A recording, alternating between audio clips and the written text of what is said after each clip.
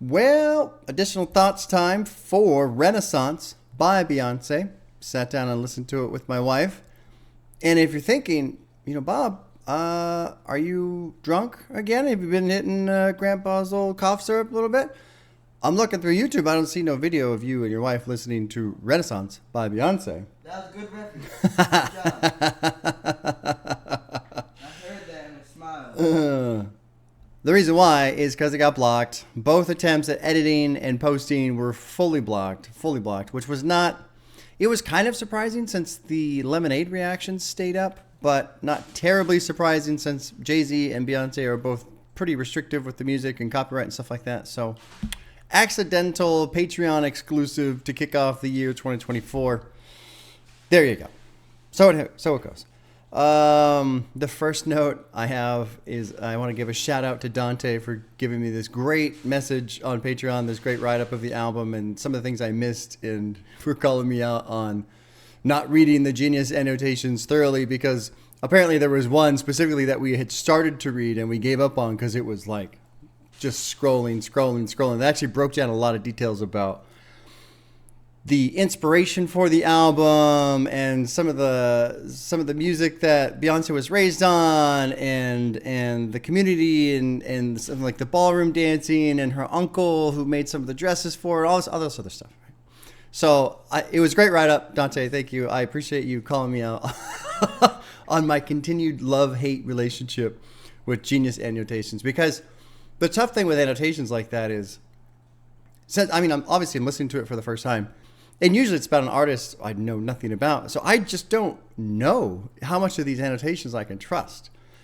Anyway, I don't want to rant about that, but I did get a kick out of the message. It was good.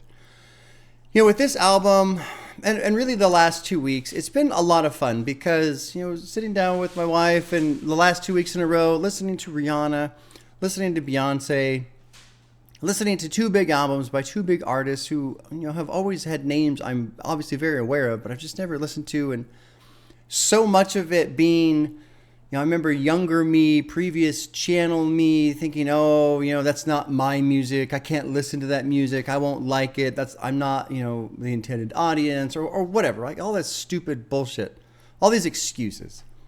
It's been really neat to just sit down, listen to something that is big, is popular, is well known, and just enjoy it. And with Renaissance specifically, this whole album is just different dance songs, and it's seamlessly woven together, so you can go from top to bottom, no pauses, no interruptions, no anything.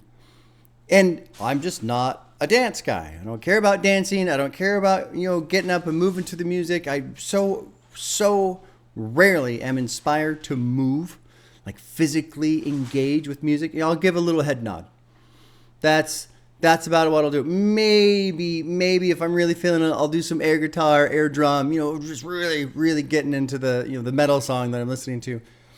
And I've always gotten a kick out of comedians who make fun of like the girls that want to go to the club and let's just dance, and just not worry about and live free and dance and feel the energy and the music. And I laugh because I enjoy the jokes, but also it's so almost surreal to me, that idea. And now I kind of come almost all the way around and go, oh yeah, because Renaissance and the beats and the dance music that is in this album, I really get into it.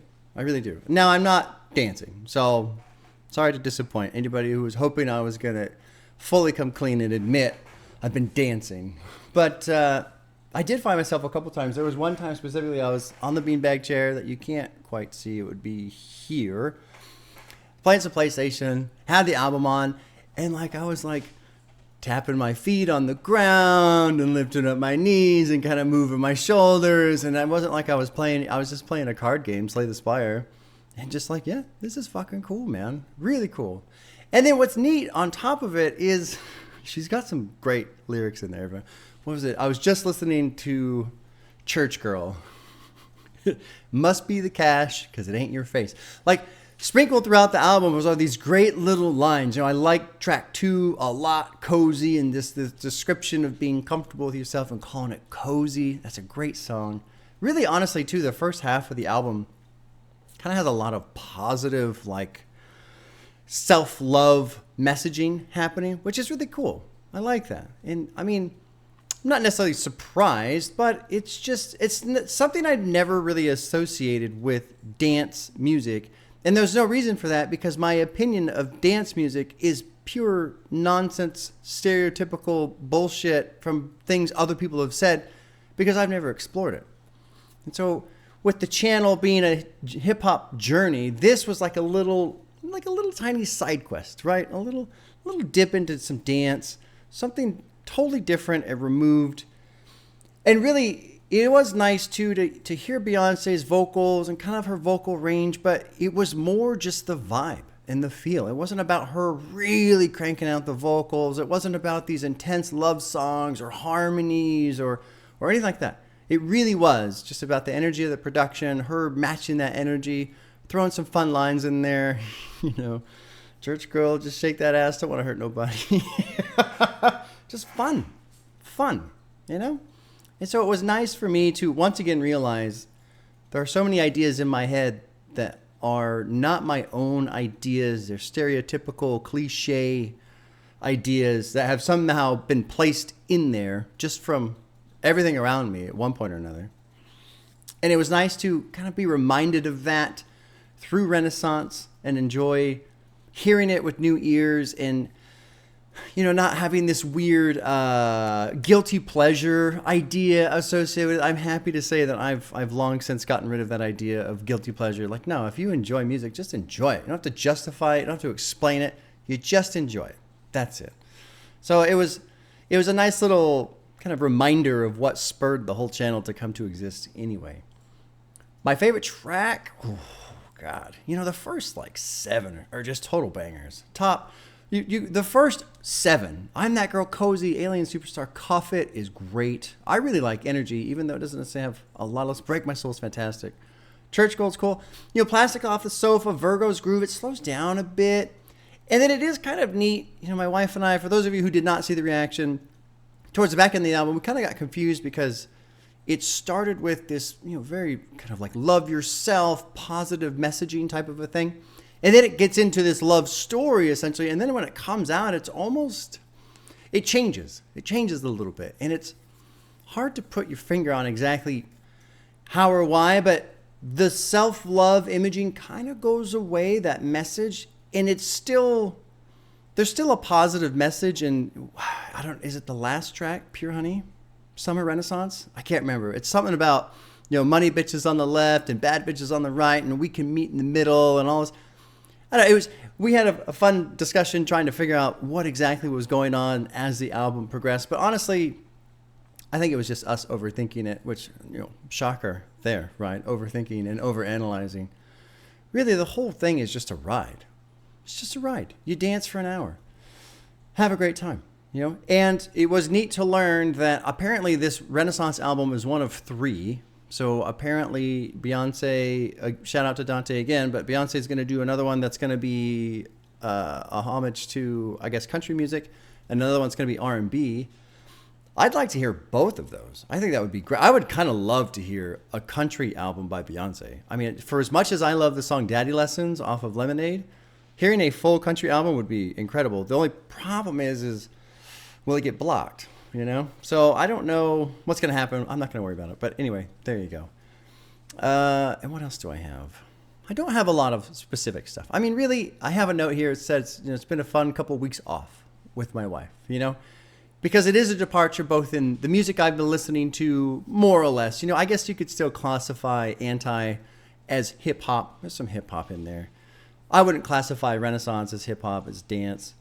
But it is fun to kind of break away from hip-hop a bit and sit down with my wife 2 weeks in a row and have these silly conversations about lyrics and go back and forth and which songs we like and don't like. So it's been nice. It's been nice. And I guess, oh shit, that was 9.5 minutes. I ramble better than I realized. Good for me. All right. I deserve my gray hairs and my beard. I am an old man. All right. I did it. Yeah. So I guess that's it for Renaissance. Enjoyed it. I really do enjoy it. It's a good album. We did have a bit of a discussion about which one is better, right? The anti versus Renaissance debate. And really, we both kind of chickened out in trying to claim which one was better because they're good enough but different enough to kind of separate from each other. Anti and what Rihanna's doing there, very emotional, very raw.